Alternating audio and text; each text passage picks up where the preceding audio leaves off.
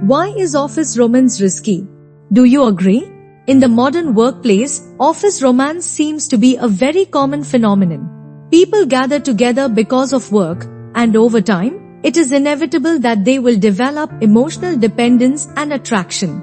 However, because this kind of intimate relationship often occurs in a closed and complex environment, we have to think calmly about what risks are hidden in office romance. Today, we will deeply explore this common but controversial topic in the workplace, analyze its essence and the potential problems it may bring. 1. Sensitivity of power relations. In the office, two people may have different positions. This power imbalance makes office romances extremely sensitive. For example, if a senior executive and a subordinate fall in love, once the relationship breaks down, it will often trigger office gossip, and this process may not only affect the two people, but also other colleagues and even the company's atmosphere. 2. Blurred lines between work and personal life. Office romances can easily lead to confusion between work and personal life. When disagreements and frictions at work extend to emotions, this blurred boundary can lead to poor decision-making and reduced efficiency. This affects not only the couple, but also the overall performance of the team. 3. Impact on performance evaluation. Emotional relationships may directly or indirectly affect work performance and performance evaluation. On the one hand, the intimacy between lovers may reduce the objective evaluation of each other, and on the other hand, public opinion may lead to bias. Such a situation will make other colleagues feel unfair, which will lead to dissatisfaction in the workplace. 4. Impact of corporate culture. If a company has a large number of office romances, over time, it may affect the healthy development of the overall company culture.